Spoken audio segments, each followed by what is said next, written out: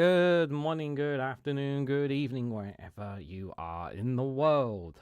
This is Reganelite here. Hello, everyone. How you guys doing? Hope you guys are all doing well. Welcome to Reganelite's Viewpoint episode. I have to literally check the settings.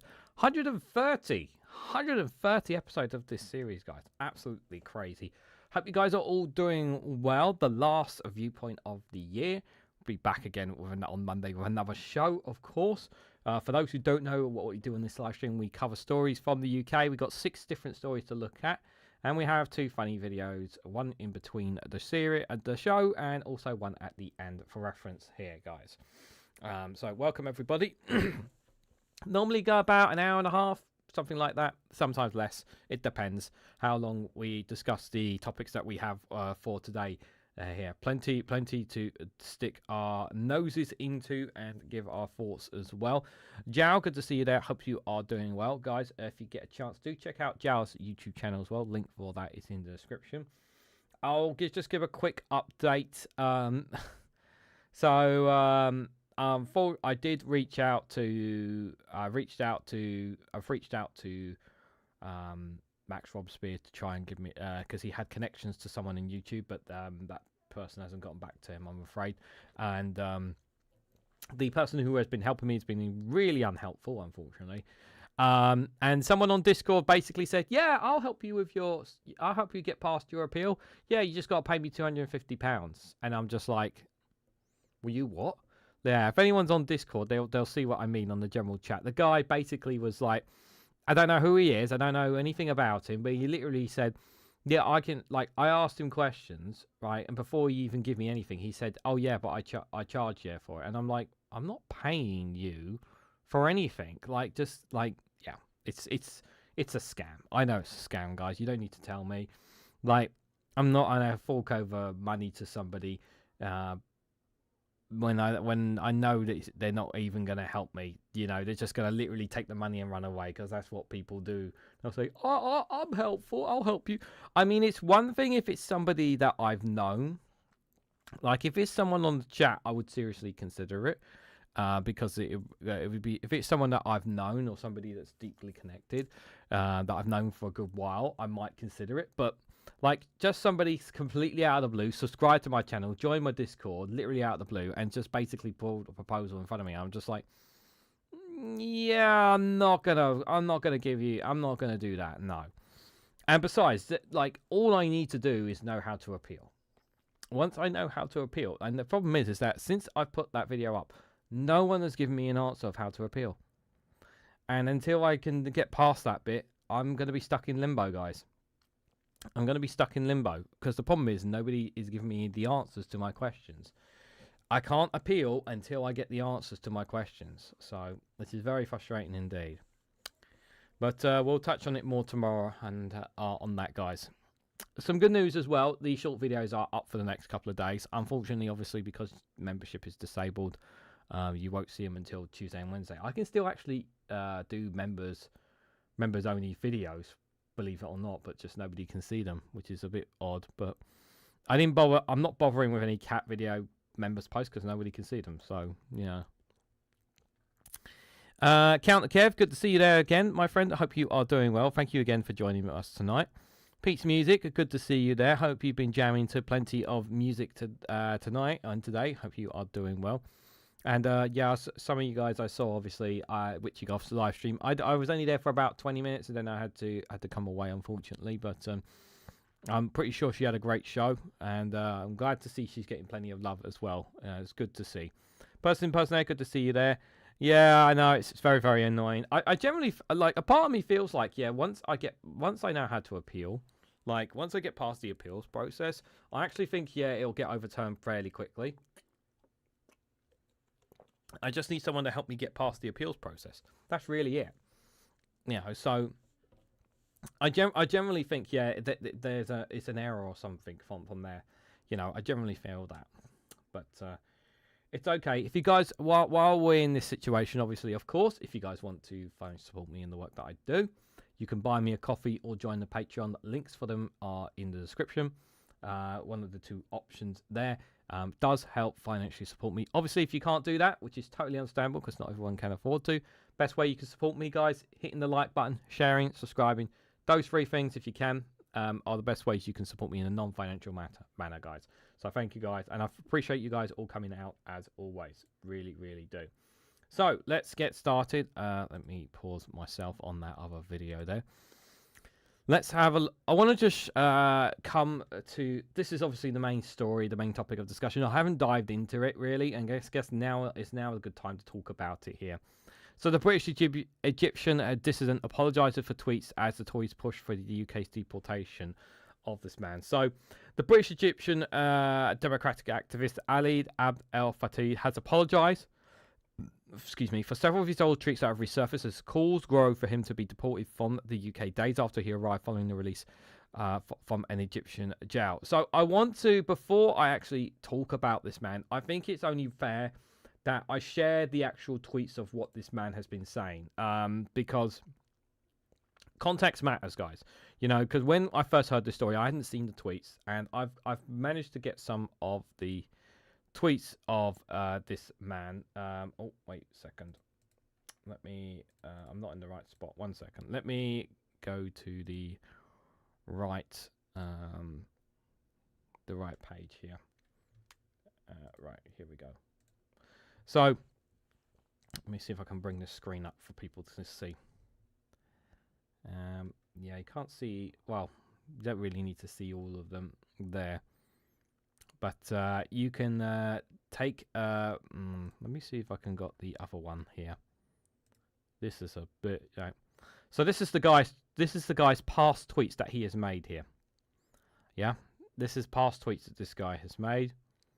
So here's one of them there. I'm not going to repeat what he's saying. You can literally see what he's saying on there for yourselves. That's one of them.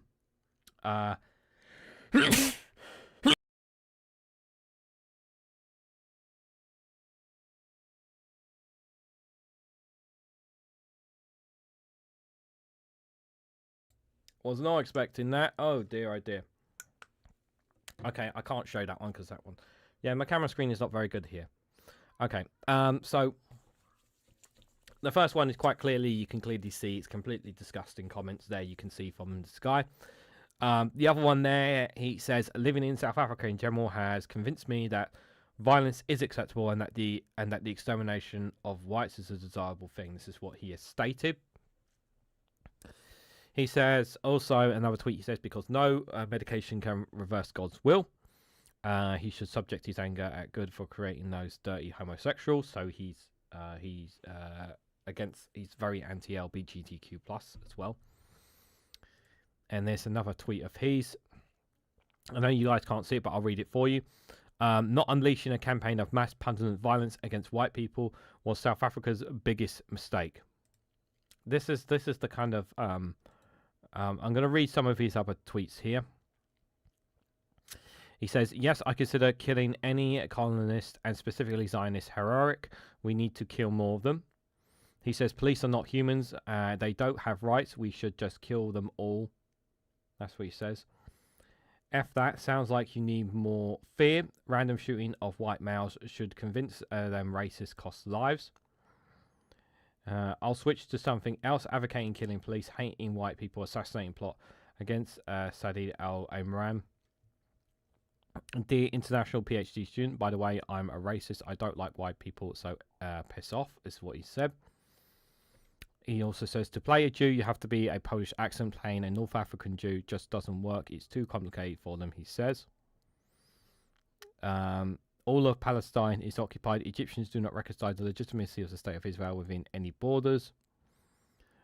Jewish colonization of Palestine is a recent thing. Large parts of the population is recent migrants. It is possible to kick them all out. I think you can get the gist of the kind of tweets that this man has said, just based on some of those comments that I've made there, guys. So this is the kind of person that we are talking about here. And the main discussion is, of course, should this man have been taken away his citizenship? That is the legitimate question here. Should this man's citizenship be removed? I consider this person a threat to British society? Yes, I do. I think that kind of language, that kind of rhetoric, that is not something that is that kind of language and rhetoric. I think is extremely dangerous, and I don't think we should have someone like that roaming our streets, especially when he says those kind of things. It is pretty disgusting and horrific to say that so openly and so freely on Twitter, knowing that it can come back and bite you if you say such things. I absolutely believe this man should not be in the UK at all. I don't know why he was in prison for Egypt and in Egypt, and we can speculate all we want. But now the question is, should this man's British citizenship be revoked? Is the question here. So for those who didn't see Max's video on this, so it's come to my understanding that this man was given a British citizenship back in 2021 thanks to the Conservative government. So the Conservatives are the ones who gave this guy a passport, despite the fact he's made these past tweets as well. So obviously they never did a background check on this guy properly. I'm not in favour of removing citizenship from people. I really, really am not. Because the part of me is, right, and this is the thing, guys. Once you start with one, you can do it with anyone. And what's her name? Who's the person who had their citizenship away? Like originally, I was always in favour of removing the citizenship. With the woman that went to support ISIS, you know, they took her citizenship from her. Like, I just feel like that if we can take it from him, we can take it away from anyone. But then the government can kind of do that with anyone. Like, I'm not comfortable about taking citizenship from people. I'm not. But at the same time, I don't want this man in the UK. You know, this man he's anti-white, basically. He wants to kill white people, allegedly, is what he's stating in his tweets. He wants to kill Zionists. He wants to kill Israelis, which is what he's allegedly stating in his tweets. Like, this man is a danger. This man is a danger to British people, British society. His voice is a danger, and I think he shouldn't be here. So if I had to push comes to shove, I think as much as I don't want to revoke people's citizenships, I think on this occasion this guy's British passport should be revoked. I generally think this man is a danger. I think he's a general danger to a general danger and must be removed. Let me have a look and see what you guys are saying here. Good evening, Sarah Davis. Good to see you again. I hope you are doing well. Thank you for joining us tonight. Appreciate it. Should fit right in Clacton, sort of, says Counter Kev. I always want to make this clear. Not everyone in Clacton. Look, I know people are joking about it, but I do feel sorry for those in Clacton who did not vote for Farage, who did not want him there, and are stuck with having to in there, or people who have had to leave Clacton because they've moved in there. I do feel sorry for those people. I really, really do. He does not deserve citizenship. He can return to Egypt, says Jow. I think he was in prison for being involved in Arab Spring, says Counter Kev. Jow says, in my view, a person that earns the citizenship has to align with the values and laws of the country. If they do not, they do not deserve it. His tweets sound emotional, as if he's easily triggered. Shamima Bagan, I think, was the woman who lost citizenship. Yeah, but I believe that's something along those lines, that name. That's right, personator there. But here's the thing, yes, we all agree. I think we all agree that we all let our emotions get the better of us. I think we're all in agreement with that. That's why, yeah, you don't put it on. You don't put down here. You know, there've been many, many times where I wanted to tweet at something, and in the end, I just don't bother because I know all it's going to do is cause me more problems or more negative or whatever. Like, I see some really annoying tweets, really angry tweets that really trigger me, and I just I want to respond, but a part of me is like, all I'm doing is just making things worse if I respond. Sometimes the best response is not to respond at all. But he's shown what kind of person he is with those tweets. So Tory and Russia UK leaders say the Home Secretary should consider whether Mr. Adid al-Fattah, a dual national, can be removed after social media messages showing him calling for Zionists and the police to be killed. Like, literally, that's what he's stating. The Times reported some senior MPs also calling for his citizenship to be removed. After reviewing the historic post, Mr. Abdel Faye said, "I do not understand how shocking and hurtful they are, and for that, I unequivocally apologise." He does not. He's not sorry about this whatsoever. The only reason he's sorry is because the tweets have resurfaced. If the tweets never resurfaced, he would never be sorry about it. The only reason he's sorry is because he doesn't want to lose his citizenship and he wants to remain in the UK. He's not sorry at all. His only reason he's sorry is to try and woo the government into keeping his citizenship. He added, "I am shaken that just as I'm being reunited with my family for the first time in 12 years, several historic tweets of mine have been republished and used to question and attack my integrity and values, escalating to calls for the ratification of my citizenship." You've had those tweets were all the way back since 2011. You've had more than 23 years or so to rescind those tweets. Like, really? Mr. Adel Faiz said he took the allegations of anti-Semitism very seriously. I don't buy that. While arguing some of his posts have been completely twisted out of their meaning. Okay, well, I do accept, like, I will accept that we don't have the full context. I do accept, yeah, looking at the tweets here. We obviously don't have the full context of what he is saying. But, like, I don't think you need much more context than that. You know. I don't think you need a lot of context to understand a tweet like that. I'm just putting that out there, guys. So Keir Starmer has been criticised for saying he was delighted by Mr. Abdel Fattah's arrival in the UK on Friday, 3 months after he was freed from prison in Egypt. But he's understood that he was unaware of the historical message. Yeah, I think that's a fair comment. You know, if I'm in the Prime Minister's position and I was not aware of those tweets and a dual British-Egyptian citizen was freed from prison and brought back to the UK, I would have done the exact same thing as Keir Starmer here. I would have been delighted as well. So anyone attacking Keir Starmer on the comments saying that he was delighted before he realised the tweets, I think they're a moron. Like, generally, like, if he would not have said those comments if he had known about the tweets, okay? I think that's a fair point there. I don't think you can chastise Keir Starmer on that. You really, I don't feel. The Prime Minister's official spokesperson said, "We welcome the return of a British citizen unfairly detained abroad, as we would in all cases as we have done in the past." He added that the government has condemned the nature of his historic tweets and we consider them to be abhorrent. It is understood that the Foreign Office has started an internal review into how the case has been handled by successive governments. The Conservative leader Kemi Badenoch and Reform Russian leader Nigel Farage both said that the Home Secretary should look at whether Abdel Al-Fattah's citizenship should be revoked to enable his swift removal from the UK. It's funny how the Reform Russian leader wants to look at looks at these tweets, but doesn't want to look at other tweets from people from, you know, on his side of the spectrum, you know? You know, it's only certain people, right?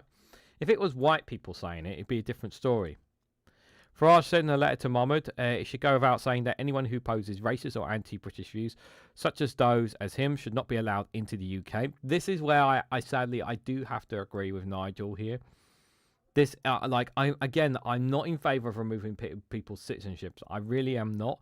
However, again, like, I can't argue this statement. I have to agree with Nigel Farage on this. Government source told them that Adel Farage arrived in the country as a British citizen, and there were no legal avenues available to block his entry, even if officials had been aware of his previous social media posts. A 2016 court case also meant that there was no good character test, which Adel Al-Faraj needed to meet when he successfully applied for citizenship in 2021 under the then Conservative government. Yeah, so it's under the Tories who let him through. But again, the Tories didn't, like, here's the thing, there was no rigorous testing here. But here's the other thing as well, yeah, this also brings up another point, as we're talking about this, right? Are we going to be screen testing every single person's social media, every migrant that comes to the UK now? Are we going to be making sure that every single one of them never said a bad thing about the UK? And if they do, does that mean we're going to deny them entry to the UK if they've said bad things about Britain? Like, where does it end, guys? Where does it end? Excuse me. He was eligible for citizenship through his mother, who was born in London. He's understood that Downing Street believes that there is a high bar to someone having their citizenship revoked because they must either obtain citizenship by fraud or deemed to pose a significant national security threat. A test unlikely to be met in this case. Yeah, this is the thing. But the tweets sound like he is a threat. The tweets sound like he is a threat. A decision of his nature would also be subject to legal challenge. Yeah, as well. Like because of the laws here in the UK, it would be very hard. Yeah, he would be stuck in the UK. He would still be in the UK for a long period. He was stuck in the UK for a long period, guys. The Foreign Office said it's been a long-standing priority under successive governments to work for Adu al-Faraj's release. The 44-year-old was convicted in 2021 of spreading fake news in Egypt for sharing a Facebook post about the torture in the country following a trial that human rights groups said was grossly unfair. He was granted citizenship in December 2021 through his London-born mother when the Conservatives were in power and Dame Priti Patel was Home Secretary. The Shadow Home Secretary Chris Philps, who was an immigration minister under Patel but left the role in September 21 before citizenship was granted, told the BBC he did not know the details at the time, adding he was now clear that his mind that this man should have his citizenship revoked. Look, though, like, let me be clear here, like, is the immigration minister going to know about every single person? Like, honestly, like, generally in question, do we honestly think that the immigration minister is going to know about every single person, every single case going in and out of the UK? The answer is no. Yeah, even if he was the immigration minister at that time, right, Chris Phelps would not know every single person's case coming in and out. He just wouldn't. Like, there are people who go through this process. He's the minister. He's not going to literally be checking every single person. That's not his job is to oversee it, but he's not going to see every single case. Some people might argue that the immigration minister should have seen this specific case, and maybe that's an argument that could have been made. But the tweets obviously weren't something. How much of social media were these people checked is another question as well. There's no excuse for what he wrote. Yep, we all agree with that. Yep, we already read some of the tweets anyway there. He was entitled to British citizenship, he claimed, so he is a British citizen. The British government has been doing their utmost to get him back into the country and out of jail. Well, what they should have done, yeah. Appearance on the same programme, aimed for very chose to come as effects many curious Phillips of throwing ideas around that were not just based in law. UK's responsibility under international law to avoid leaving people stateless, and British citizenships can only be stripped of someone's eligibility to apply for citizenship in another country. Bagnott said report comments were discussed and abhorrent. Yep. And you take more step seriously. She said it's one thing to work for someone's release from prison if they've been treated unfairly as previous governments did. It's quite another to elevate them publicly and critically into a moral hero. No one's making him a moral hero. She added that Adolf should have received a free and fair trial in Egypt, but there ends my sympathy. Yeah. So Starmer extraordinary error of judgment when he posted on tweet. Welcome. Now again, like, he was not aware. If he was aware of the tweets, he would not have said that. I generally believe that. The British board, deputy boards of British Jews, said it was profound concern. Yeah, of course they will. Cross-party campaign for such a person. Pay a steep price for public support LGBT rights in Egypt and across the world. Yeah, if I'm gonna be honest, like, I generally I'm not comfortable with this guy in the UK. I'm just not. Like, he says he's sorry now, and and I really do generally mean this. The only reason the guy is sorry is because those tweets have resurfaced. If he was generally sorry about them, he would have said it sooner. And the thing is that he would have said it long before he went in prison. And the thing is, he knows if he actually resurfaced them, it would be much harder for the UK. The government would be less inclined to get him out. They would have been less inclined to get him out as well. So on that, Martin, good to see you there. Hope you are doing well. Citizenship obtained by fraud here is completely null and a crime. Yeah. That is one side of changes here to nationality law. It would be possible to remove citizenship for things like terrorism and criminality. Yeah, it's just the tweets are very, very the kind of thoughts coming out of these are things that look, like, people will argue, is he really a threat to national security? Well, you're saying those things. You have those feelings, and you're expressing those feelings of real hatred and real decimation of wanting to see the deaths of people. Like, that's danger. That's danger right there. It's one thing to say that you hate a certain thing, or you're making derogatory comments or making comments about things, but you're talking about wanting to kill people. You know, he's talking about wanting to kill people. That's dangerous. That's really dangerous. I think it's a line. You know, I think it's a line. And it's not like it's a one-off tweet. There's multiple tweets of him saying this kind of thing, as we saw there. Like, if you say it one-off, okay, maybe it was out of anger and out of frustration and you delete the tweet. But you said it multiple times about using that kind of language. Like, yeah, it's just not right. It's just not right in any way, shape, or form. Like, because I do believe that people do say things out of frustration and with regret. But there's multiple times of him saying that kind of language. Multiple tweets of him saying that kind of language. Bounce it in and out of here because cooking at least casserole. Don't want to burn it or fry up stage. Counter Kev, that is totally fine because nothing is more nicer than a lovely casserole. So you make sure you look after that casserole for me. I won't be eating it because I had my dinner, but I hope it tastes very, very good. Guys, let's move on and switch gears here. We've got plenty of other stories to go through. I didn't think we'd spend half an hour on it, but we have. So Keir Starmer must tackle the cost of living crisis to counter real danger of reform Russia, the TUC leader says. The boss has warned that the government must put money into workers' pockets to avoid them backing reform, which he called a dead end. Well, I wouldn't just say workers, but I would say lots of people. Like, let's be absolutely clear about this. Like, this is a big problem. This is a big problem. I've said that you need to put money into people's pockets. Now, don't get me wrong. The government have come some way in some like some of the pay rises they've done have been very good. The increase in minimum wages have been very good. But they're nowhere near the levels that they need to be. We know that. I've always said the wages need to go up, but bills need to be frozen because people need to feel better off. Yeah, and the problem is people aren't feeling that.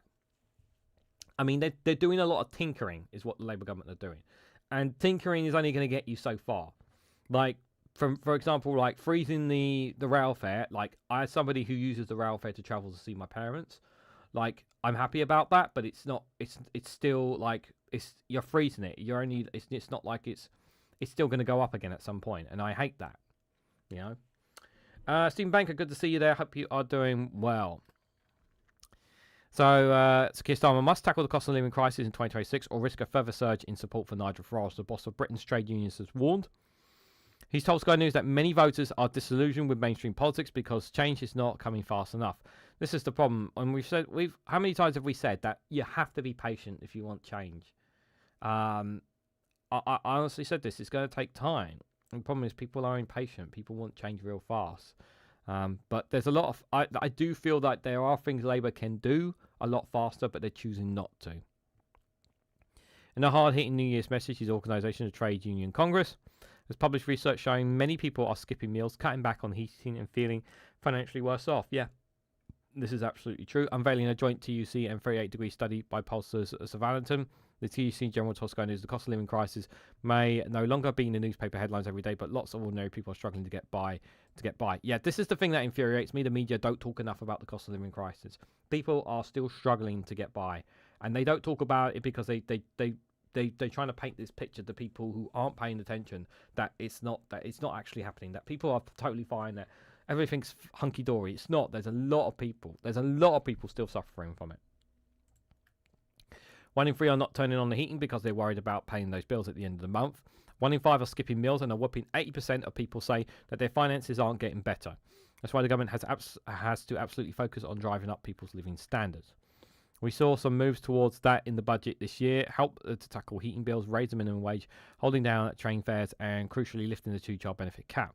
But the government really does need to focus this year on putting more money in people's pockets. Yeah. He also told Sky News the government is facing a real danger from people who are disillusioned with mainstream politics, who feel that change isn't coming and isn't coming fast enough. That's why they voted for the last general election. That's why the government has to be absolutely focused on not just growing the economy, but growing the economy in a way that puts money in people's pockets.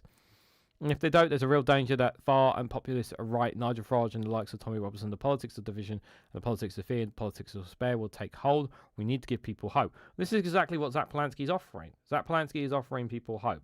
You know, he's not. This is why lots of people turn to Zach Polanski, because even though his politics are skeptical, one thing he does in his messages is offer hope. offer something. You're not getting hope from Labour. This is something they're not providing to people. Asked if Labour should replace Keir Starmer with Andy Burnham, Angela Rayner, West Streeting. He says it's not my job to play cabinet top trumps. My job is to make sure that whoever is in number 10 is delivering for the working people in their communities. I think one of the big things we are going to get in 2026, I don't know if some people have already predicted Keir Starmer's not going to make it at the end of the next year. I don't know if he will.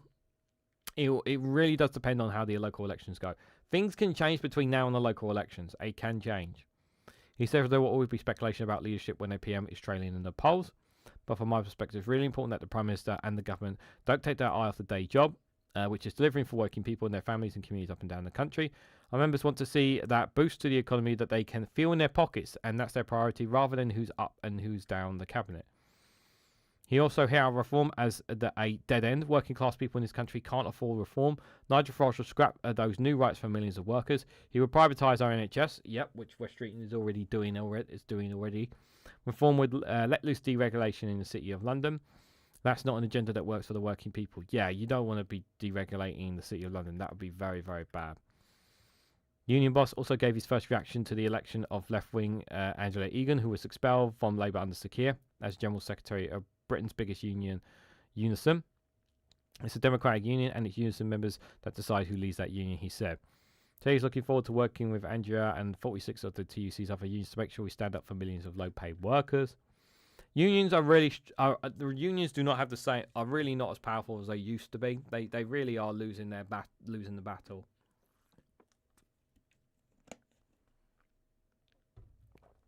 He also says the timetable for implementing measures on the new Employment Rights Act, which received royal assent on the 18th of December, must not slip, and there must be no half-baked ban on zero-hour or paid tree fines for employers.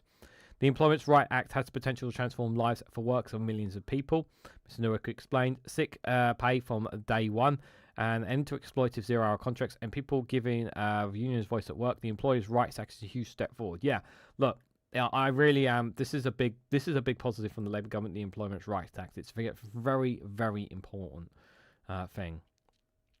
He warned against the Diet Coke version of the law. I think the government is fully intent on delivering the Employment Rights Act in spirit, as well as the letter of the legislation. There will be voices calling on them to dilute it, to delay different aspects of it. I'm convinced that if the government acts at speed, delivers the act in full, it will deliver a huge boost for workers' rights for millions of people across the UK. Yep. He recognises the act involves a compromise on unfair dismissal rights, but these will come into effect after 6 months instead of 2 years. No, but not on day one, as Labour pledged in their manifesto. He said, it will be the biggest upgrade of workers in a generation. We need to see now for it to take effect in workplaces. Yeah, I was not happy, obviously, about the compromise, but the Lords were making it very, very difficult. But they got it through in the end, that workers' rights bill. Yeah, unions do not have the same powers that they used to have. They are losing their way. But he's absolutely right there about, the cost of living crisis is still happening. And we touch on it all the time. A lot of things, a lot of headlines, a lot of stories that we do are linked to the cost of living crisis. There are so many things that are linked to the cost of living crisis. I always keep bringing it back because it is one of the fundamental things. It is what is damaging our education, what is damaging our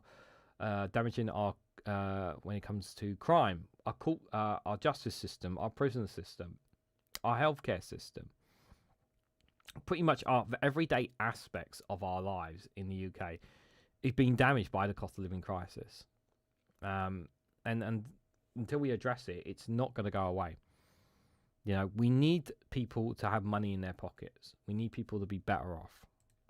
I really, really do hope that we see, I don't trust this Labour government, but I'd like to, if I could see at least an improvement on that will be a very good thing for them. But I don't trust this government to keep to that, if I'm perfectly honest. Which brings me to the one thing that has harmed us for quite a while here. Peace Music says, I need to maintain a decent level of heat in my flat for medical reasons, so I trap with the energy costs regardless of what they are. Very frustrating. I'm really sorry to hear that, Pete. That you're going to be paying more than you should do. It's really unfair. I sympathise with you. These bills are outrageous. I think the heating bills are completely out of way too high in my opinion. I got a call I've been dreading. My uncle passed away on the 21st, so time to keep my promise and adopt Kira the cat, 14 years young, arriving the next day or two. And that's the last. If the last of my uncles gone, I will say bittersweet. But Claire and I are 18 now. Stephen, I'm so sorry. I'm so sorry for your loss. Yeah, it's sad when there's a loss of that generation of somebody who's gone. It's really, really sad. Yeah, it actually reminds me of when I lost my nan, and she was like literally the last of her generation, and that was it's only a couple of years ago. But you know, I still say to this one thing I always remind me whenever I think of my nan, because she was the last of her generation. One thing I always keep saying to myself, like, I got to have 34 years of my life with my nan, and some people don't even get one year with them, you know. So, you know, I never took that time for granted at all, you know. Stephen Warren, good morning to you over in New Zealand. Hope you are doing well. Good to see you there, my friend. Hope you are doing well. Good to see you there. Thanks for being here, my friend. Hope you had a lovely Christmas. And if I don't see you, and of course, just remind everyone that Happy New Year as well. Obviously, if I don't get to say Happy New Year sooner as well. I still miss her, even my little devil girl around me. Before the little one just had girl that adopted one too. I just talked with her, keep the doors and windows shut, and she was best friend until she died. Oh, I'm sorry to hear that, Joe. Yes, yeah. Okay, guys, let's come back. Sorry, I wanted to read those chats because I think they're very important. So, delayed to post-Brexit deal costs the UK £100 million a week, analysis shows. Labour government hits out critics denouncing it as a shame, and they're not supporting its progress involving closer ties with the EU. Now, I will say that the Labour government have been pushing us closer to the European Union, which is good. But again, another analysis, another example of once again emphasising just how much damage Brexit is doing to our lives, and continues to do it, and it will continue to get worse before. Like, being outside the EU, the more time goes on, the more damage it becomes, you know, over time. We feel those effects of Brexit continuously still going. You know, it's like a massive stone. It's like a massive stone dropped in a pond, but those ripples are still going long years after we left the European Union. And this is another example of it, guys.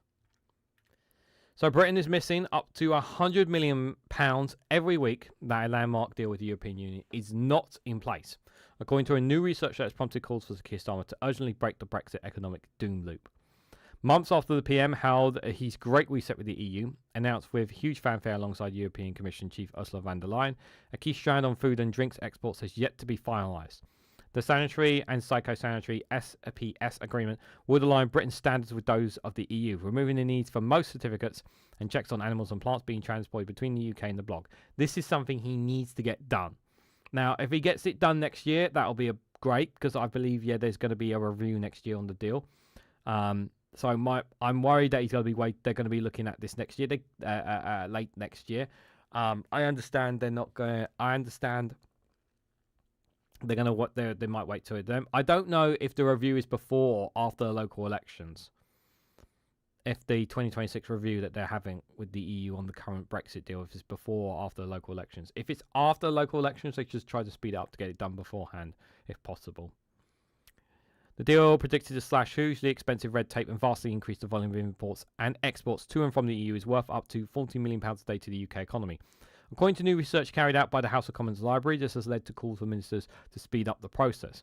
But the government's hit back at opposition politicians denouncing it as a sham.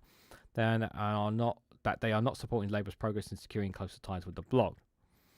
The new analysis looks at the planned UK-EU food and drinks deal and concluded it could be worth up to £40 million per day once the British economy has fully adjusted to the new system. That figure may go up or down across the year with variations depending on how things like whether it's a weekend, a bank holiday, a busier time of the year, and so on, it's said. Al Pinkerton, the Liberal Democrat, said Europe's spokesperson who commissioned the analysis, says the government went to great lengths to show off their shiny new plans to agree to an SPS deal with the EU in May, and 6 months later there's nothing to show for it, and for the British public are millions of pounds worse off a day because of their inactions. Ministers must stop differing, grip this economic crisis and deliver the SNP deal they promised, finally cutting the terms of red tape holding Britain's businesses back. A government spokesperson hit back saying, we've secured the landmark deal with the EU in May, resetting our relationship to deliver for the public. That it's a shame that Lib Dems aren't backing this progress or supporting this government as negotiations continue. I think that they are. It's just you're not going further or faster enough is what they're arguing there. Government insiders said talks on the deal started once the EU had agreed a negotiating mandate between the 27 member states. The agreement said it would support British jobs and businesses and bring down prices, they said.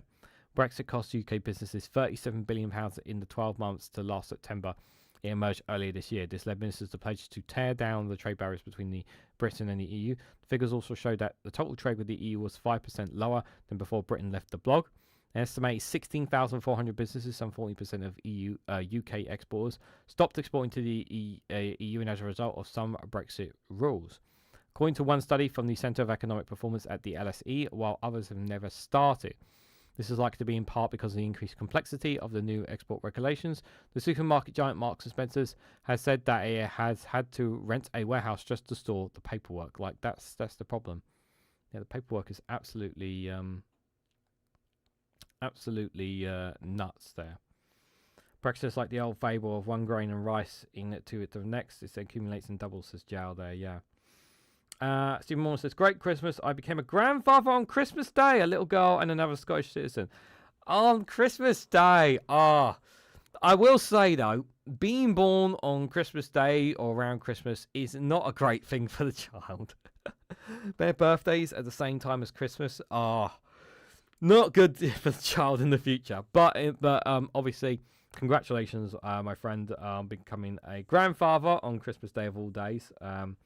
A little girl and another Scottish citizen. Yep. Congratulations, my friend. Yeah, just wish it wasn't on Christmas Day. It is what it is. It is what it is.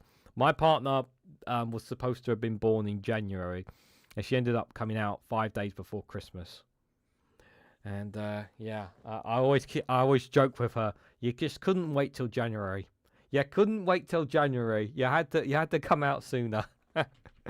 I always joke that with her. Negotiations between the UK and the EU on the SNP deal began in late November. Ministers believe the agreement with the UK's largest agro-food trading partner could increase the volume of UK exports of major agricultural commodities to the EU by 16% and increase imports from the EU by 8%. This is good if we get there.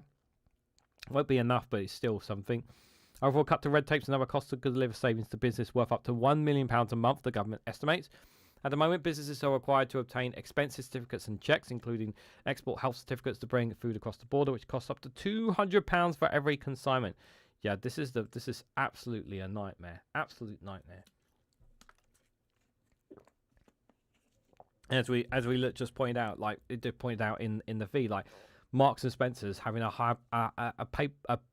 warehouse just for paperwork. It's insane. Naomi Smith, chief executive of pro-EU campaign group Best for Britain, which has been calling for an SPS deal since May 2023, said the economic impact of Brexit is affecting people every single day. Cost of living, sluggish economic growth and poor productivity in the UK, all compounded by a feeble trading relationship with the EU. And it's high time negotiators on both sides work faster to break this doom loop, she added. Yeah. I don't think... We all agree more needs to be done. More needs to be done on this, absolutely. Yeah, they're just not going fast enough on this here, but Brexit is going to get worse. It's going to be another 50 years before we start seeing the benefits of Brexit, if any at all. Which I don't think any of us are going to here. To be fair, okay? Dave McGuinness, good to see you, my friend. Hope you are doing well. Hope you had a lovely Christmas, my friend. Good to see you there. And Jow has put a link to the Two Davies YouTube channel. I believe, correct me if I'm wrong, my friend, but I believe you'll be back next week with your with your show. Correct me if I'm wrong. Certainly looking forward to having you coming back there. Yep.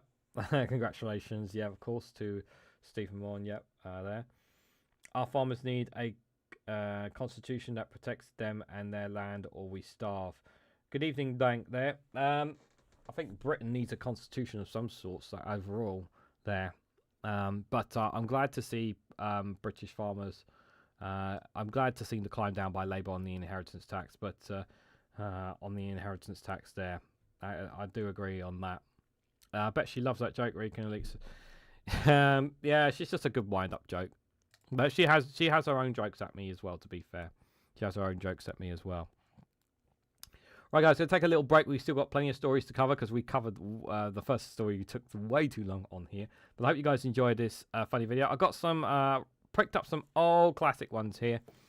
Some old throwback ones that we've heard already. But, you know, I thought, why not get some throwback ones here? I hope you guys enjoyed this one here from Broken News here.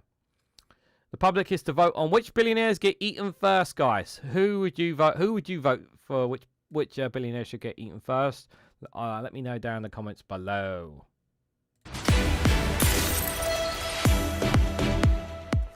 Welcome to Broken News. Plans have been unveiled for an international competition which will decide on one billionaire to be killed and eaten on live TV. The new show is aimed at teaching the others a lesson, and our reporter has more. For too long now, an extremely small number of hilariously rich people have been plundering natural resources, hoarding unimaginable wealth, and getting fat off the backs of billions of working people. Well, now working people might be living off the fat backs of billionaires, as one of them is set to be killed and eaten. Yes, in a new game show, one of these tasty tycoons will be sacrificed as a warning to the others from humanity. In the glitzy new programme, a public vote will decide which of the parasitic Uber class is to face a righteous roasting by the rest of us. If the pilot is a success, future episodes will see more of the super rich cooked into popular dishes. Some suggested by the producers include billionaire shortbread, a Michael Bloomberger, Charles Cock O'Van, mushroom risotto, mixed grill gates, and a Mukesh Ambani biryani. But we think that last one might be a bit racist. Some Broken News viewers have been in touch to suggest that this report is just a tired excuse to get a load of terrible billionaire food puns into a sketch. But it's actually making a very serious point indeed. A Warren Buffet. That's one, isn't it? Back to you. A very serious message indeed. Oh, baked Bezos on toast. Is that a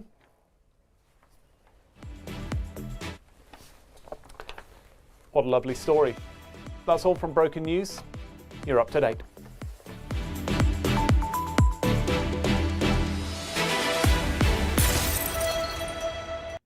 Yeah, I'm not into eating billionaires. Like cannibalism is just not my thing personally, guys. I know some people might like it, but I don't think billionaires would taste that good, if I'm perfectly honest. You know, because the reality is, guys, and I hate to break it to you, they're just full of shit. They're just full of shit. So I wouldn't want to eat billionaires, guys. They wouldn't taste very good. You know, because they're full of shit, and the last thing you want to do is eat shit. So, I'm just going to put that out there, guys. But, you know, each to their own, but not me personally, guys. Not me personally. 50 years more like when the Sahara freezes over, says counting. There. Give Bill Gates to the sharks. Yeah, the sharks will get their fair share of food, to be fair. Nuts mouth, celebrity chef, more celebrity on crutch or ribeye. Says I eat cannibal. It's incredible, says person impersonator. I'm sure you do. Just a quick reminder, guys, if you want to financially support me in the work that I do here, you can buy me a coffee or join the Patreon. Links for both of them are in the description, guys. If you guys want to support me in a financial manner, you can do in those two options there while I'm currently demonetized. Alternatively, obviously, if you can't financially support me, one of the best ways you can help me out is by hitting that like button, sharing this across social media, subscribing to the channel. Doing those things really does help. You can also tap the bell notification icon so you'll be notified of when I go live as well. For those who don't know, I go live normally every Monday to Friday with a Good Morning show. I might not be going, I think it's Friday. There's a good chance possibly one of the mornings I might not be able to do Good Morning every single day this week. I think there's one day where I might not be able to because I'm thinking about potentially going to the Happy New Year, the New Year's parade in London, potentially on New Year's Day. I haven't decided whether we're going to do it or not. But if that does, I probably won't be doing the Good Morning show. So I might go to that, guys. I might go to that. If I do, I will let you guys know. Right, this story here we saw this morning, but I want to touch on it a little bit more here. I want to have a look at the details of it because I do think it's important as well. From Good Morning. So the NHS corridors are seeing more. NHS corridor care sees 450,000 stuck on trolleys for more than 12 hours, according to an exclusive here from the iPaper. So the government is accused of not doing enough to improve the health service since taking power at the last general election. Now, there have been some positives that that they have done, but I said this when when this government came in, I said at last year, I said I'm going to wait to see how they do at the end of this year. And for when it comes to our national healthcare service, I said I'll give them I would give them a time to see what they can do with our NHS. Right, I wanted to see improvements. Okay, and I'm going to be honest. Like there have been some slight improvements, but nowhere near the level. But we're seeing some things getting worse, and it's absolute. And this is another. This is just one of many things where they're just not doing enough, guys. They're just not doing enough of it. When is the roundtable? Says Counter Kiv. 15th. Thursday the 15th of January. Dave McGuinness, are you up for that one on Thursday the 15th of January? Do let me know in the comments, my friend. I did say I wanted to have you on for that show. If you can attend, my friend, do let me know in the comments on that. Yeah, the roundtable is on the 15th of for next month there. Billionaires are fairly cheery. Lots of grift, says Counter Kev. Yeah, that's true as well, to be fair. Vicky, hello. How are you? Hope you are doing well. Good to see you there as well. It's always nice to see familiar faces. Hope you are doing well. Hope you had a lovely Christmas. Yeah, so let's... yeah, so overall, I will say I think Wes Streeting has done a shit job. I don't think he's done enough. He's not tackled the issue with the doctors. Yes, he has bridged the gap when it comes to the pay on some of them. Yes, I will accept that. But he hasn't done enough. He hasn't done enough. There's still too many issues with the NHS. And he should, and we know that he's connected to private healthcare companies because a lot of the donations that he's been getting are linked to American private healthcare companies. It was pointed out by Zach Polanski on Twitter. So we know that he's interested. He's not for the NHS, but for his donors. Should be okay, says Damon Guinness. Okay. Yeah, that'll be Thursday the 15th of January. It'll be at 8 o'clock. 8 p.m., my friend. I'm going to have our good friend Daily Blase, and I'll see if I can get Graham Price on, because I think it was the four of us in November we had there. So let's for that one. Maybe need to get a move on before Trump tanks the world economy. Yeah, I don't know. Like the economy, like I think we were expecting the world economy to crash, but his tariffs hasn't really happened because it's got some barriers to it. So it's not all going his way. You know, he's not getting everything he wants in America there. I don't know if he's going to be able to tank the economy as much as he wanted to. But we'll touch on world news tomorrow, guys. I was going to do it at 6 o'clock. I might move it to 7 o'clock instead, just because Wichigoff is going live tomorrow. So I might move the global news to 7 o'clock tomorrow, guys. I might just move it to that. I'll let you guys know on the morning show to be sure, just for certainty. So, number of patients stuck on a hospital trolley for 12 hours or more because the shortage of beds in the NHS in England have soared to a record high. While some who are ready to leave hospital are waiting for more than 6 months to get a place in social care, official data says 6 months. This is what happens when you don't invest. You don't. This is where, look. Yeah, you can talk all you want about balancing the bloody books and whatnot, but this kind of shit, money should not be a factor. If you've got to raise the bloody debt to stop shit like this happening, you raise the fucking debt. Put the money in to get past this problems. The worsening delays getting into and out of hospitals, too, a problem for the front and the back door of the NHS, according to the Liberal Democrats, who have warned that the health system has not significantly improved since Labour took power. Government chaos and leadership chatter, including around the Health Secretary West Street, have hindered efforts to fix the NHS, the party's health spokesperson Helen Morgan told the paper.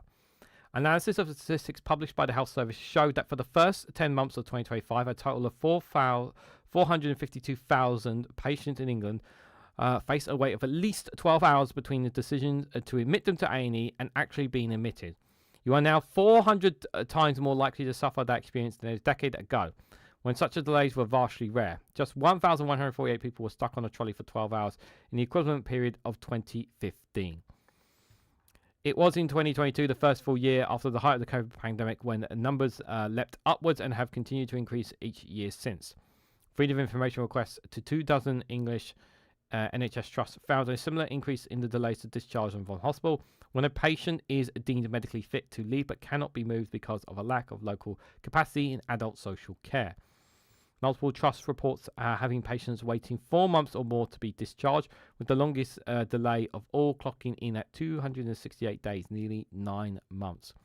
Morgan, the MP for North Shropshire, warned the reason people are stuck on corridors waiting to be admitted is because there aren't enough beds available in the hospital. And one of the reasons that there aren't enough beds available in the hospital is because people aren't being discharged into social care or set down care of some of the descriptions. That's partly because there aren't enough social care packages available, and partly because the way the hospital operates isn't always optimal as well. I mean, they will argue it's bureaucracy, but I don't think it's just that. I was stuck on a hospital chair for 16 hours, no trolley available, person. Yeah, what kind of... It's just absolutely unacceptable. I'm so sorry. I generally mean this. I'm so sorry, person. You had to sit on a chair for 16 hours. Absolutely... That's just terrible. Absolutely terrible. And it's really bad for your health to be stuck in a chair for 16 hours, to not be able to move from it. It's really not good. Really, really not. Glad to be indoors. Whiteout conditions here. Yeah, it's very cold outside. Wichigoff, good to see you there. Guys, make sure if you missed Wichigoff's live stream, should be going live again tomorrow. I'm gonna Wichigoff, I believe you're going live at 6 tomorrow. I'm gonna shift my live stream to 7 o'clock. If you're going live at 6 tomorrow, which shouldn't be too much of an issue, to be fair. Anyway, tomorrow's global news is normally the quiet live stream anyway, to be fair. And then if you look at the front door, we've got people struggling to access a GP and turning up to A&E when it isn't an accident or an emergency, but because they haven't really got anywhere else to go. Yep, this is another problem as well. He said that the government have made some improvements on elective care waiting lists. Their main target set by Sir Keir Starmer, but added it's pretty slim. I'm not sure when you knock on people's doors they notice that. The current overall waiting time for routine treatment for England is around 7.4 million. At the last general election, Lib Dems focused on Conservative held seats in wealthy areas of England that were widely seen as helping Labour with a tic-tac pack, so the parties rarely went head-to-head. So Davey would heavily criticise the Tory legacy in government without being as critical as Starmer's plans. Morgan claimed, however, that Labour's record since the election had let voters down. She said, I think we all thought that a change of government would at least bring a fresh pair of eyes. The Conservatives are really clearly out of their ideas, and there will be a positive change in many aspects of the government, but it's been a huge disappointment. You know, Labour promised that they would deal with the NHS. We're going into a second winter since they were in charge, with some people on hospital corridors with no care, not being able to go to loo. Sometimes some people have died on corridors. Pretty unacceptable. This is something that should not be happening. The thing is like, this is the thing. I said, like, in the first year of Labour, I wasn't going to be too critical of the first Christmas because they would need time to embed and get on with things. But this year, it's the fact that this is still happening this year. Nah, like, I'm sorry, like, you really should be on top. You should be stopping this. You should be stopping this, and you're not stopping this.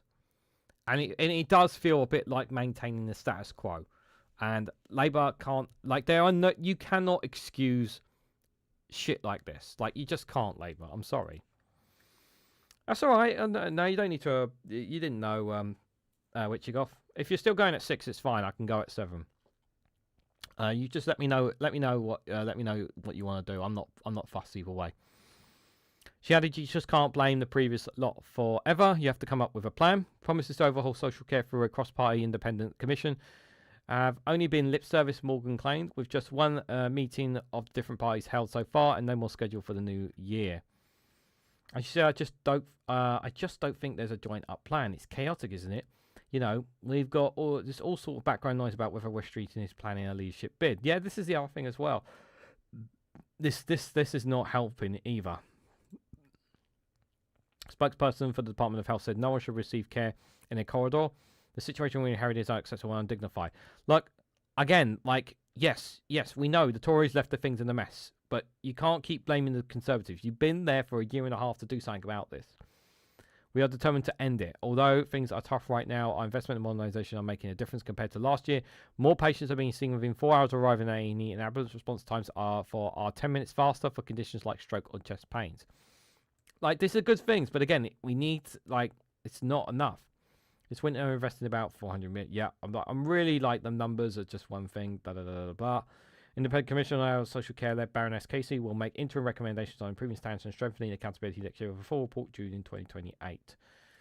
Yeah, this just make everyone wait. Yeah, for the improvements to social care, guys. We'll make everyone wait on it. We'll make everyone wait on it. Yeah, because that'll definitely fix the problem. They could have done that. They could have started it sooner, if I'm honest. Cabalan, good evening to you. Hope you are doing well. Still going live at 6 p.m. Okay, no worries. I'll move mine to 7. Hopefully an hour will be enough for. I'll move it to 7. That's fine. Not a problem, my friend. Not a problem at all. Yeah. West Streeting's, like, don't get me wrong. Like, there have been some fixes, but it's not enough. It's not enough. Like, I'm sorry, but, like, there should not be people still. You should not be having a situation where people are dying on the corridors. It should not be happening. Really, really should not. There should be no stone unturned to dealing with this. Like, if you generally care about the healthcare, you will push come to shove to make sure that stops. Completely stops. Should not be happening at all. Okay? It should not be happening at all. It really, really should not.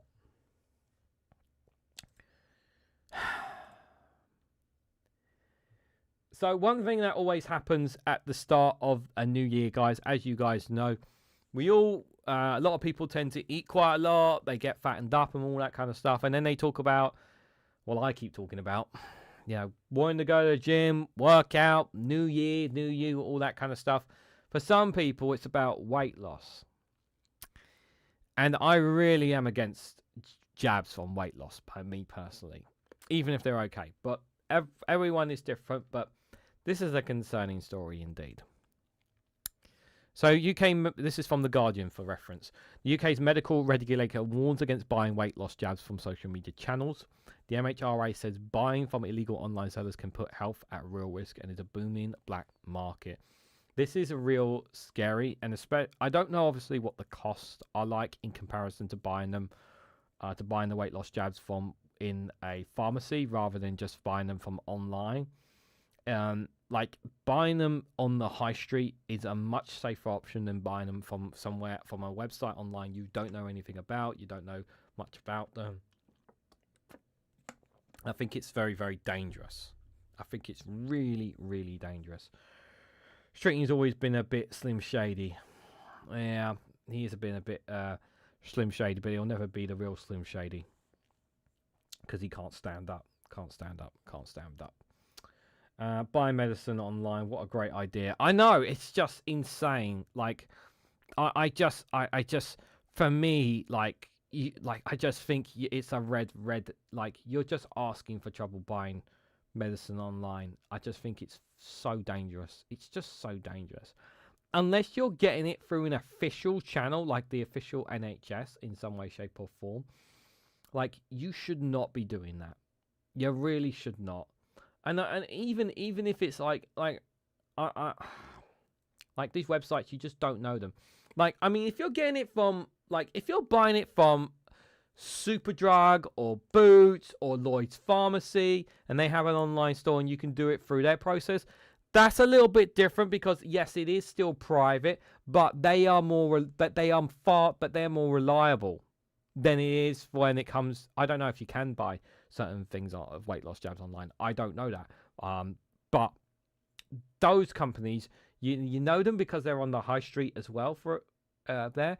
But if they're ones that are only online, you shouldn't be going anywhere near them. No matter what they say on their page, no matter what the reviews say, you should be just taking a step back and saying, whoa. Like, I really don't like weight loss jabs. I really don't like it. I don't like it. I think it's wrong that there even is such a thing as weight loss jabs for me. I understand why people have to take it, because some people, there are obviously lots of other ways to lose weight, but I also get why people do it. I don't agree with it, me personally. I really am against weight loss jabs. I just don't think I just don't think they're a safe thing for me. I really, really don't. So losing weight can be a common New Year resolution, but health experts have warned against buying medications for such purpose from social media sellers and other illegitimate channels. Jabs such as Waverly and Monjago have become hugely popular for weight loss, with trials suggesting the latter can help people lose an average of 20% of their body weight after 76 weeks of treatment. 20%. However, with demand high, access on the NHS limited, a prescription required, and a hefty price tag, the black market for such medication is booming. The Medicines and Healthcare Products Regulatory Agency, the MHRA, has issued a fresh warning for those planning to use weight loss medicines, stressing the importance of buying them from registered UK pharmacies or legitimate trailers. Yeah, like I said, legitimate retailers, Boots, Lloyd's, Superdrug, among other health regulators. Do it from those who are the experts, who do it from the professionals. Don't do it from ones you're not familiar with. It's just don't. Who the heck buys dodgy pharma on T-Webs? Yeah, it's people are desperate, Counter Kev. People are desperate. I have NHS or I have our NHS or £40 euro in a private doctor's appointment. Doctors are there for something, says Jow. Yeah. While regulations keep getting cut. Yeah, regulations keep getting cut, and so where do people turn to? They turn to the black market. When they don't be able to get what they get, they'll turn to the black market. People often look for ways to support their health at this time of year, but buying medicine from illegal online sellers can put your health at real risk, said Jen Mattelson of the MHRA Safety and Surveillance Team. Always make sure you're using authorised products from legitimate sources and speak to a healthcare professional for advice on safe, evidence-based opinions. Yep. Like, literally, like, I generally mean this. You can literally walk into a pharmacy and ask them. You can ask them questions. Like, you don't have. You can literally go into a pharmacy and ask them questions on it as well. Like, there's like, I don't know how many people have local pharmacies where they are. You can like, depending on how busy they are. Sometimes they're like dead quiet at times, and you can just go in and just ask the questions. It doesn't hurt to ask an expert on this. Or the next time you see a doctor, ask your doctor. Like, just ask the questions. Like, don't just rely on Chat GPT or what surveys online are saying. Like, speak to a human about it. Speak to a human. The black market for weight loss medicine is a big business. And in October, the MHRA revealed it had seized more than £250,000 worth of counterfeit weight loss jab products from a factory in Northampton. Jesus! Including interjection pens for, I don't even know what that word is, Rectorogel, an experimental drug that is not licensed in the UK. A subsequent Guardian investigation found that the company linked to the product Halavina Healthcare Limited had continued to advertise replicas of the Regatol on multiple Telegram channels. So this is how they're getting past. This is how they're bypassing it. Banks have warned of scams relating to weight loss medications, noting that victims lose out on £120 on average. This is, and the other thing as well that plays into the weight loss stuff is body imagery. You know, social media these days. You have so much. When you see all these fit young men and women that are constantly portrayed on social media and online, and if you're somebody that's a bit overweight and whatnot, it plays into your mindset as well. You know, it plays into people's minds as well. If you don't have a decent, if you're considered overweight, it plays into people. You know, it's just a psychological effect there.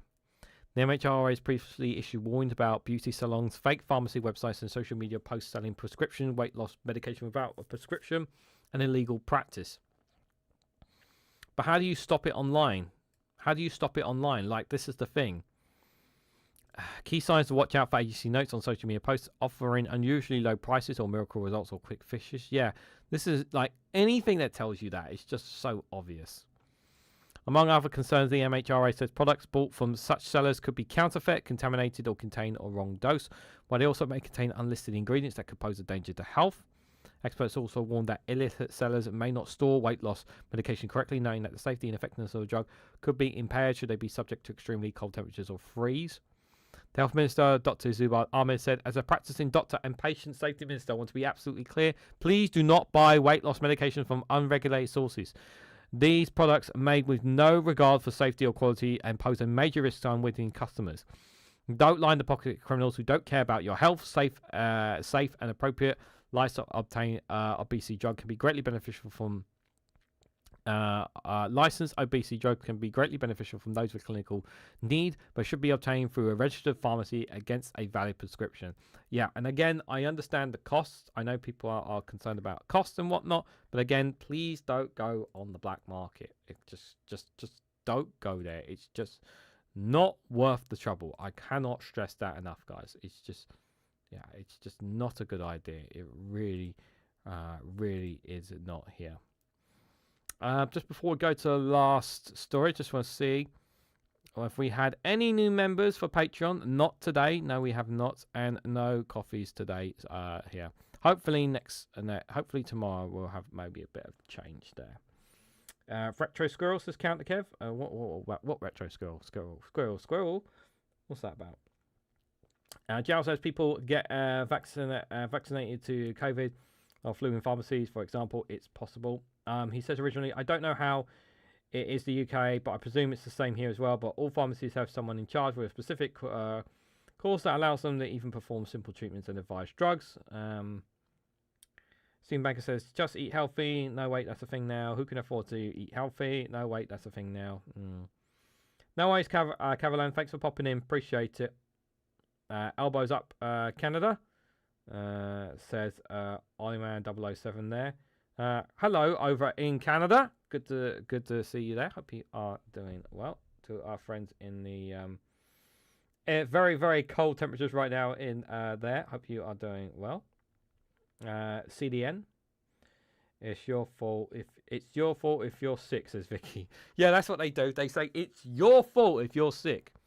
Even though we are all human beings, and unfortunately we do get from sick from time to time. It's apparently our fault, guys. Apparently it's our fault. What can you do, guys? What can you do? So this last story before we go to the funny video here is from the Financial Times here, guys. A very frustrating one indeed. UK aid sector braces for spending cuts in 2026. Countries overseas spending set to fall to its lowest this century. So yes, guys, we are going to be killing lots of people. Unfortunately, are going to die as a direct result of our cutting of UK aid here. People on the right will argue that money, that we're not having enough money coming towards us here, is what they will argue here. Which, you know, yes, of course, I will say that we do need to get, I do argue, of course, that obviously we do need to be spending more here in the UK. I do accept that. But here, you know, especially when it comes to the lives of people, our common decency and making people's lives better is really, really important. When people ask what's more important, foreign aid or defence, it's foreign aid, because foreign aid is what prevents a lot of conflicts taking. Foreign aid actually does help prevent a lot of conflicts. Helps a lot of people's lives. You know, when people want to see reduction in global migration, this is where foreign aid really does make a difference. But people obviously want to see an increase in global migration. If you're in favour of reducing foreign aid, then that means you're in favour of global migration. That's it's as simple as that, really. There. So UK overseas aid spending is set to fall its lowest level this year as long feared starts to hit a non-governmental organisations charities hit half in 2026. So Keir Starmer's government announced in February they will reduce overall aid spending from 0.5% of gross national income (GNI) to 0.3% by 2027 in order to fund a rise in defence spending to counter Russia. We're not under attack by Russia. We're not getting missile attacked. You can argue we're getting cyber attacks and hacking. I accept that. But we're not getting invaded by them. We're not getting attacked by them. Like, it's a lot of fear mongering is here. Here. But of 6.5 billion in total planned cuts, only $500 million has been earmarked for 2025-2026. Before accelerating rapidly with 4.8 million to be cut by 2026-2027, suggesting the real crunch will begin in the second half of 2026. Still going to be tough anyway. Sarah Champion, the chair of Parliament's International Development Select Committee, has been calling for the government to reverse the cuts, said 2026 will reveal the full impact of a reduction. The awful reality of cutting 40% from the aid budget for the world's poorest countries and for the UK's protection from global health and security threats will be laid bare in the next year, says Champion, a Labour MP. The other thing as well is that, and this is the other thing as well, we will lose influence in the world as a result of this, but we will have no influence whatsoever on the global stage if Nigel Farage becomes our Prime Minister, if we have reform Russia in government, because they will cut this to the bare bone. We will have no influence whatsoever. And this will just leave the door open for likes of China, who will come in and take these opportunities. You know, they'll come in and they'll take those opportunities.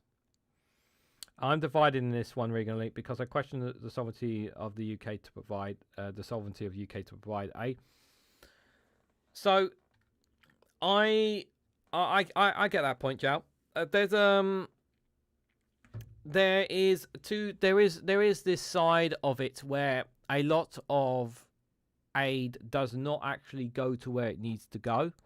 I think everyone needs to understand that when we contribute foreign aid, a lot of that money doesn't always go where we want it to go. The reality is a lot of it is to pay off corruption figures and whatnot, which I know people hate that. It's something that I can understand people being angry about. But one of the things is that it also helps give us influence in certain countries as well. Gives us leverage in certain countries. That gives us influence in them. That's in that way as well. Like, we're not going to be the United Kingdom is not going to be a government that is going to have influence in the world if it doesn't have influence in some of these poorer countries here. The world needs to stand on its own 2 feet. It is not a cash cow. I get that. I understand where you're coming from. I totally do. You didn't need to delete that. You didn't need to delete that message, Joe. I totally understand that point of view. Look, I get it. I understand how people feel. Like, you want to see countries doing on their own. You want countries to not have to rely on others to stand on their own 2 feet and be able to develop and be successful. The reality is, a lot of countries, and this is the truth, a lot of countries are in the shitholes they are in because of our past. Because of our past. What the British Empire did, what France did, what Belgium did, what Portugal did on the continent of Africa. We are responsible for a lot of what's happening now in those countries. A lot of tribes and a lot of wars. We are responsible for that because we, Europe, redrew up the maps of the countries in Africa. We drew up and left them in the states that we are in.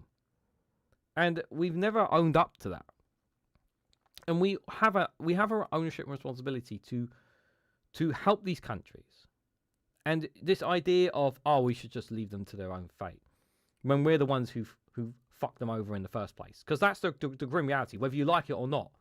And you can say, yeah, but I wasn't responsible. It was my father's or my grandfather's generation. Like, I have nothing responsible. It's not my fault. It's not my fault what happened in the past. Well, sorry, we're fucking British. You know, we're part of this, whether we like it or not. We're part of this. You know, I know people don't like that, but we are. You know, we have to accept, that we need to help these countries. And also, as well, where's your fucking humanity? When you say, when you think about cutting off the lifeline of these people, where is your humanity? You know, like once you start cutting foreign aid, where does it end? And you keep saying, like, I accept that countries need to adapt, but there are situations where you have to give them fish, where you can't actually give them a fishing rod. There are some examples where you give a man a fishing rod, for them to be able to fish for themselves. And you know what happens to that fishing rod? You know the analogy of giving them a fish, they giving them a fishing rod and they won't need to, again, right? But you know what happens to that fishing rod, guys? A lot of places, that fishing rod gets stolen from the man. So they can't then fish because it gets taken from them because of more corrupt people. And this is where this is where I sometimes deliberate with my own mind, and I do deliberate this with my own mind, where sometimes whether is there actual justification for war, for countries getting involved in other countries' business when it comes to funding.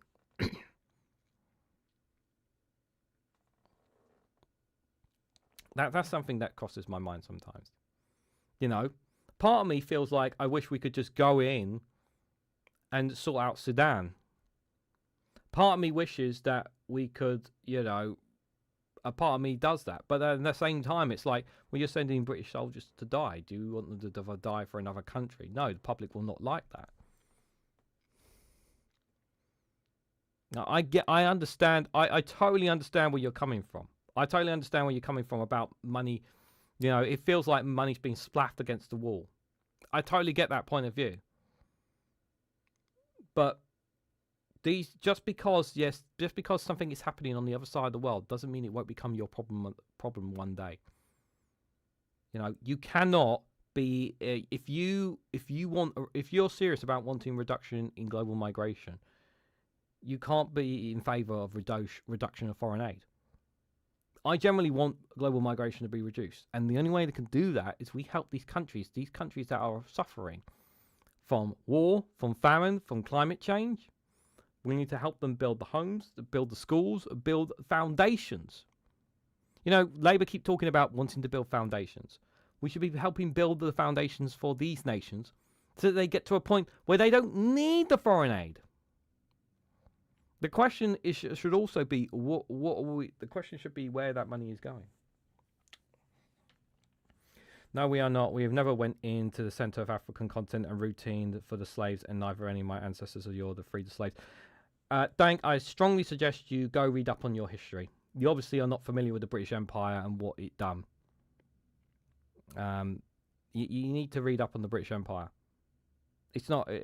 Really, I generally, respectfully, like, we are responsible for what's happened on the continent of Africa. That's not a debate. That's history. That's actual history. That's a fact. Yeah, you can't run away from the British Empire's problems. You have to accept that. We can't run away from these issues. We are responsible just as much as the French are responsible, just as much as Belgium was responsible, just as much as Portugal was also responsible. All these nations who plucked and plagued and took all the resources and whatnot and split tribes and all this caused all sorts of damage on the continent of Africa. We can't run away from our responsibilities. We have to take our share of responsibilities on that. You can only help that is first willing to help their own soul. If they're incapable, you can't help them. Every country, every tribe, every situation is different. But if you shut off the taps of foreign aid for all these countries, they will come. They will come and knocking at our door. They really will. And never forget what Winston Churchill did to the Indians. Killed, starved millions of Indians, taking their food away. Yeah, people forget about that. Jal says, how many Indians died for Britain of hunger? How many Irish? How many Africans? How many cultures were destroyed? Yeah. Yeah. We're going down a dangerous slope here, guys. We are losing our humanity. The cuts will add pressures within the Foreign Commonwealth and Development Office, which is going through restructuring, driven by permanent Undersecretary Ollie Robbins. The Foreign Office, which is absorbed the Department of International Development in 2020, is expected to see staffing cuts up to 25% in the coming years, with the sections overseeing overseas aid expected to be hit hard. People will die as a direct result, guys. Remember that. Are you okay with people dying? Just ask yourself that. By 2027-2028, percentage of GDI spent on the aid budget will be down 0.3%. And don't say it doesn't matter just because they're English. You're human too. Lowest level since 1999. The amount that makes it overseas is likely to be even lower due to funds being diverted to the Home Office to fund the asylum sector care. Bond, the UK umbrella group for organisations working in international development, said there was already a devastating impact from the cuts, with programmes from health centres in Somalia to education programmes in Syria being forced to close. Syria, I generally mean this. I really hope Syria does get on its feet with its new regime, but there's already been, somehow the country has not played itself into civil war since the overthrowing of al-Assad. But it's certainly it's volatile is the country right now. I really hope that government succeeds, but I do question it. However, the worst consequences are yet to be realised, as allocations for the 2026-27 UK aid budget are still to be finalised by the FCDO. With little clarity given how their destructive decisions are being informed, says Gideon Rambasis, the Bond Director of Policy and Advocacy. UK government must urgently improve transparency on its decision-making behind the cuts and clearly set out a strategy of how it will continue to honour its global commitments. Well, the honest answer is the government doesn't want to. Baroness Lenny Chapman, the UK's Development Minister, who took over the role, and Anis Dole stepped down when the cuts were announced, has made clear that overseas aid is not charity and has emphasised value for money for the UK's taxpayers in recent months. Well, I accept, that this value for money. I mean, for crying out loud. Again, this kind of language is just not right for me. This just does not sit right for me. We're going down the wrong path, guys. We really, really are. She has sought to reframe the UK's position as one of the partnerships to help countries rather than focus on traditional aid programs, saying in December that the UK was moving on from donor to investor in Africa. But campaigners and NGOs are concerned that the UK risks losing influence overseas and that the aid budget will be too small to have a significant impact. There are eventuality repercussions for the UK, and it will. This will definitely happen. This will happen as a result. The question you should be asking ourselves, will this actually benefit us in the long term or the short? Will this benefit us in the long term? And my answer is no, I don't think it will. I don't think it will. I think in the long term we're going to be even more hurt by this.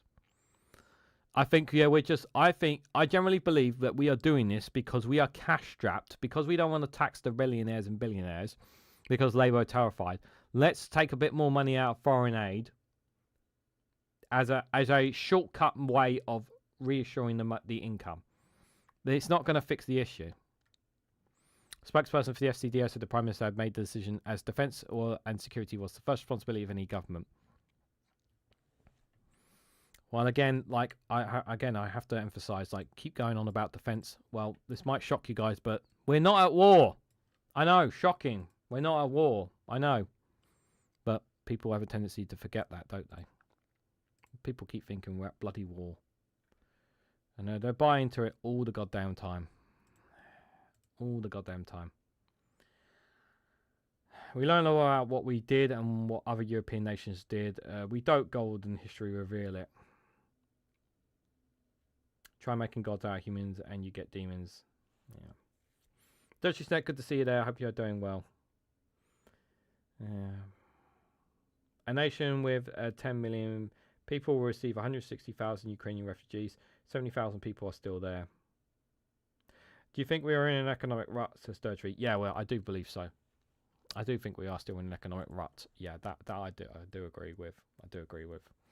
Guys, we've gone about an hour and a half, so I've got one more funny video to see ourselves out here. I hope you guys, I'll say, I do appreciate you guys coming out. I really do. Just before you go, I've got one more funny video to see ourselves out. Quick reminder, I'll be back live tomorrow at 11 a.m. for another Good Morning show. There will be, I'll be doing global news tomorrow at 7 o'clock instead of 6 o'clock. So if you guys want to join me for that as we cover some global news from outside the UK, please join me for that there. Really appreciate you guys coming out here. And I don't know how long it's going to take, guys, but in terms of getting back monetization, it's very frustrating, I know, but I am doing everything I can on it, guys. It's annoying because obviously I don't monetize my live streams anyway, but you know, the super chats and gifting memberships really do make a difference. And for those who don't know, I still have not got paid by Google. They are not withdrawing the money, the money I made from December. And like chances are they're not going to send me the money from December, and it's literally going to sit there until something is sold, until this is sorted, which is very frustrating indeed. So yeah. Annoying. Let's hope I can get this sorted before my birthday on the 18th of January. Let's hope that at least as well. Anyways, let's enjoy this funny video here. A throwback one here to Exploded Hevs here about when they announced a new party. Yeah, this was 5 months ago here when Colin from Portsmouth learnt about the new party from Jeremy Corbyn. Colin from Portsmouth is on the line. Hello, Colin. I am disgusted, Anthony. Absolutely disgusted. Jeremy Corbyn hates Britain so much that he's starting a new party with Sabrina Carpenter. Zara Sultana. Who does Colin. he think he is? Oliver Cromwell? He might as well be standing over King Prince Charles and Diana II and urinating on them. Right. That's what he's doing to our country. Sultana, just like Sadiq Khan, enemies. Colin, didn't Nigel Farage set up a new party? 2 new parties, if we're counting. It's Farage. Pronounce it the British way, please. Just because his wife and his passport are German doesn't mean he is. Well, unless you're setting up one of UKIP, Brexit or reform, splinter groups are unconstitutional. Didn't Elon Musk set up a new party at the weekend as well, come to think of it? America, as is his American rights, as a non-American. I want to know this. Where do you stand on Elon and Donald Trump fighting, Colin? How do you feel about that? God, it's like your 2 dads at loggerheads, isn't it? Well, stop quarrelling, dads, and let me play my Nintendo in peace. I hope when they do reproduce, they'll find a compromise. So, how do 2 dads produce a baby, Colin, especially from you? Come on, Anthony. Elon is the father of technology. Right. He'll find a way. But I tell you this, I'd like to see him give birth for once. Maybe he and Boris Johnson wouldn't be so obsessed with repopulating if they had to carry an infant to full term. Anyway, mate, my point is, Jeremy Corbyn is bad for democracy. Thanks for having me on. Love to the family. Love to the family, Colin. Love to the family. Imagine how much that baby's share price would go down in 9 months, all because of the so-called tolerant left. Yeah. The bloody left, guys. The damn left. Damn radical lefts, I tell ya. Colin, the voice of reason. Indeed, the Colin is the voice of reason, guys.